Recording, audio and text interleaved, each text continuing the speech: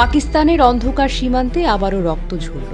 খাইবার পাখতুনখোয়ার গভীর পাহাড়ি জেলায় নেমে এলো এক ভয়াবহ রাত।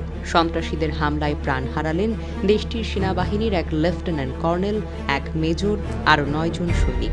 মঙ্গলবার গভীর রাতে ওরাকজাই জেলায় এক গোয়েন্দা তথ্যভিত্তিক অভিযান শেষে ফেরার পথে হঠাৎ ঘটে যায় ভয়ঙ্কর বিস্ফোরণ। দূর নিয়ন্ত্রিত বোমার তীব্র শক্তিতে মুহূর্তেই উড়ে যায় সেনাদের একটি গাড়ি। ওই গাড়িতে ছিলেন লেফটেন্যান্ট কর্নেল জুনায়েদ তারিক, মেজর তায়াব রাহাত এবং তাদের সহযোদ্ধারা। পাকিস্তানের সামরিক জনসংযোগ দপ্তর আইএসপিআর নিশ্চিত করেছে তাদের কেউই আর বেঁচে ফিরতে পারেনি।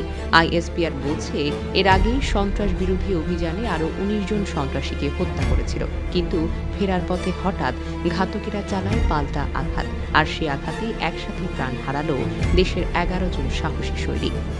শহীদের তালিকায় আছেন লেফটেন্যান্ট কর্নেল জুনায়েদ তারিক, মেজর তায়াব রাহাত, সঙ্গে নায়েব সুবেদার আজম গুল, Naik Adil Hussain, Naik Gul Amir, lance Naik Sher Khan, lance Naik Talish Faras, lance Naik Irshad Hussain, সিপাহী তুফাইল খান, সিপাহী আকিব আলী এবং সিপাহী মুহাম্মদ জাহিদ।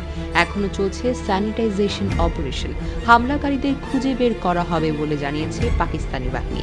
আইএসপিআর ঘোষণা করছে, দেশ থেকে ভারত সমর্থিত সন্ত্রাসবাদ পুরোপুরি নির্মূল না হওয়া পর্যন্ত তাদের যুদ্ধ যেন থামবে না। প্রধানমন্ত্রী শেহবাজ শরীফ শোকবার্তায় বলেছেন, আমাদের নিরাপত্তা বাহিনীর সাহসী সন্তানদের আত্মত্যাগ কোনোদিনও বৃথা যাবে না। ষড়যন্ত্রকারীদের দাঁতভাঙা জবাব দেওয়া হবে।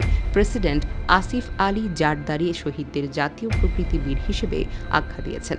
পিপিপি চেয়ারম্যান বিলাওয়াল ভুট্টো জারদারিও তাদের পরিবারের প্রতি গভীরভাবে সমবেদনা জানিয়েছেন।